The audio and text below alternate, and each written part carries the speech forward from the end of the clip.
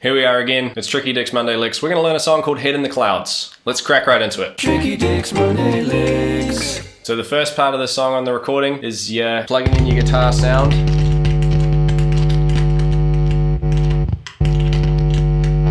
Now we're ready to go. First riff, we've got some power chords. They start on a D, which is your first finger on the 5th fret of your A string, and then these two fingers, or maybe just one finger if you're lazy, on the 7th fret of the next two strings up. So that'd be your D and your G. That's our first chord. And we're gonna go from there straight up to an E. So we take that same shape, move it up 2 frets, and then move it up 3 frets after that, so that our first finger's on the 10th fret, and our strumming pattern goes a little bit like this. That's it, we'll do it again.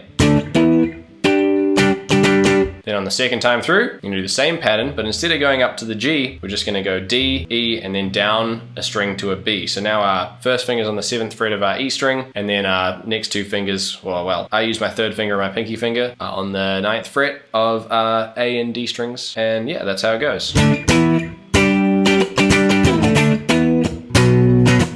we do the first one again, then we do this.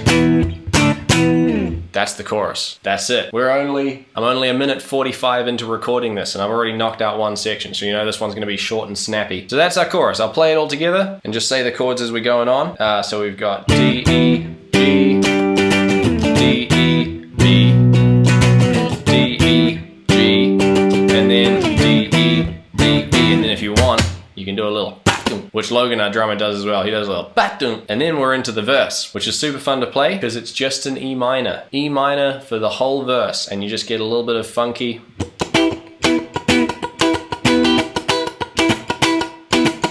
So I figure since there's not much to the song, I'm gonna go through this strumming pattern so you can get it absolutely nailed. So the way I like to do this is I like to play sort of this much of the chord. So normally if I'm playing an E minor chord, my finger would be there, and I could do it the whole way if I want.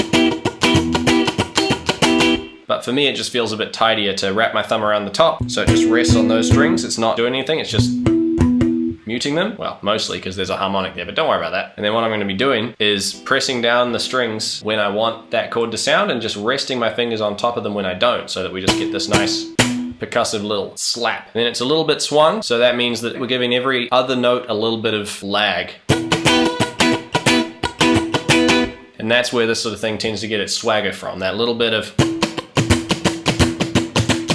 instead of just, hopefully you can hear the difference. So our actual pattern for the strumming, it's every third strum. So we're just going up and down all the time. Every third strum, we're gonna make that chord ring out. And then at the very end of the phrase, there's gonna be 2. So it's gonna be 1, 2, 3, 1, 2, 3, 1, 2, 3, 1, 2, 3, 1, 2, 3, and that gets us back to the start. So then it'll just keep looping.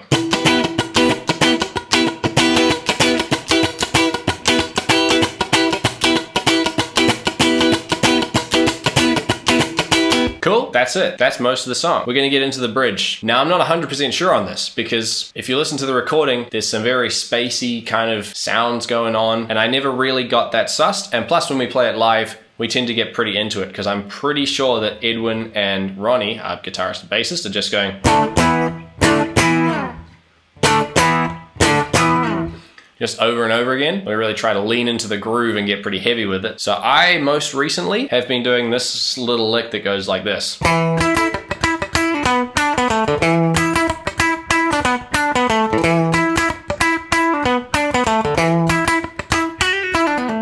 It loops around like that. So same thing 3 times, a little bit of a difference on the end. I'll show you how to do it. It's all based around a sort of E minor pentatonic idea or an E minor chord if you want to think about it that way. So I'm just starting with the 7th fret of my A string and then playing 2 notes on the 9th fret of my G. So that's the octave. Same note, an octave apart. Couple little muted notes, pluck it again, and then we're just gonna go, which all that is 9th fret, 7th fret on our G string, and then 9th fret on our D, and then 7th fret on our G string again, and then 9th fret, 7th fret on our D string. So we put it all together.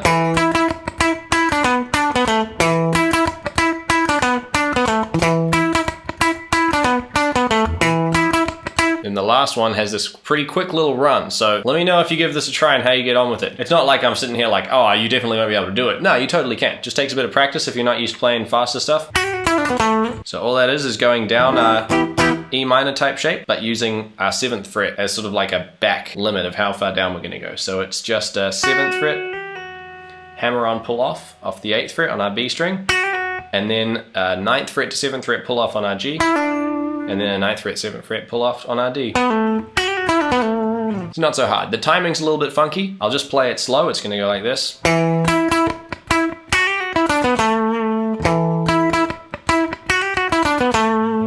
And that's basically the song. That loops around until the end when we're back into the chorus. Then the last little bit of this song is we just go